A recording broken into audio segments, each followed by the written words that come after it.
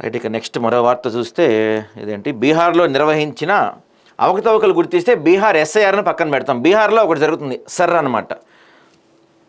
ఈ సర్ అంటే so court ఏమందంటే దీంట్లో కనుక ఏమన్నా తేడాలు కనపడితే మొత్తానికే రద్దు చేసి పడేస్తాం అవకతవకలు అని చెప్పారు. బీహార్ నిర్వహించిన సమగ్ర ఓటర్ల సర్వేలో అవకతవకలు జరిగినట్టు ఏ దశలో గుర్తించినా మొత్తం ప్రక్రియను పక్కన పెడతాం సుప్రీంకోర్టు తేల్చింది.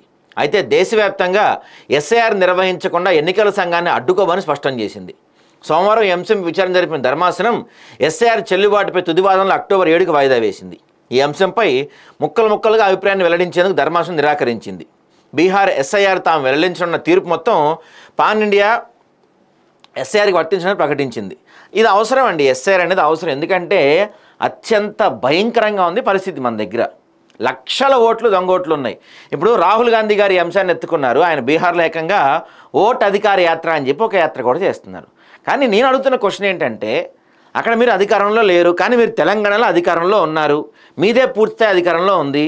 మీ నాయకులు ఎవరైతే నాంపల్లి కంటెస్టెడ్ ఎమ్మెల్యే ఫిరోజ్ ఖాన్ ఉన్నారో ఆయన దాదాపు 10-15 సంవత్సరాల నుంచి లక్షల దొంగోట్లు ఉన్నాయి నా నియోజకవర్గంలో, లక్షల దొంగోట్లు నా నియోజకవర్గంలో ఆయన నెత్తి నోరు మొత్తుకుంటా ఉన్నారు. లక్షల దొంగోట్లు ఉన్నాయని. మరి ఈ రోజుకి మీరు అధికారంలోకి వచ్చి దాదాపు 2 సంవత్సరాలు అవుతుంది. ఈ 2 సంవత్సరాల హయాంలో ఫిరోజ్ ఖాన్ గారు చూపించిన ఆధారాల ప్రకారం ఎన్ని దొంగ ఓట్లు మీరు తీసేశారండి ఈ రోజు వరకు? 6 నెలలకు ఒకసారి ఈ రీషఫిల్ జరుగుతుంది కదా, యాడింగ్స్ కానీ డిలీషన్స్ కానీ జరుగుతాయి కదా ఓటర్ల జాబితాలో. మరి ఈ 2 సంవత్సరాల్లో కాంగ్రెస్ పార్టీ వచ్చిన తర్వాత ఫిరోజ్ ఖాన్ గారిని మనం ఇప్పుడు కదా ఇచ్చిన ఆయన దగ్గర బస్తాలు ఉంటాయి. మరి వాటిపైన ఎన్ని చర్యలు తీసుకున్నారు? ఎన్ని ఓట్లు తీసేశారు? ఇదంతా ఒక అధికారంలో ఉంటే ఒక మాట, అధికారంలో లేకపోతే ఒక మాట నడుస్తూ ఉంది.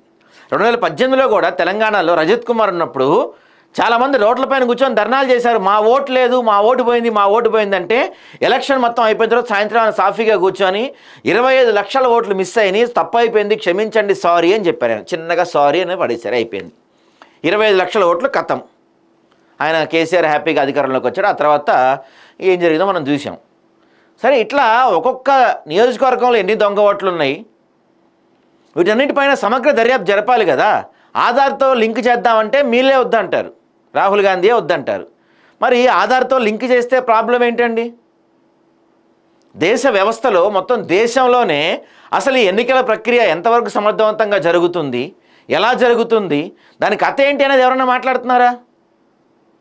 మొన్నటి వరకేమో ఈవీఎంలు అన్నారు, ఇప్పుడేమో అసలు మొత్తం ఓటర్ లిస్టే తప్పన్నారు. ఓటర్ లిస్ట్ తప్పురా భయ్ అని చెప్పి చాలామంది మేధావులు కొన్నేళ్ల నుంచి మొత్తుకుంటున్నారు.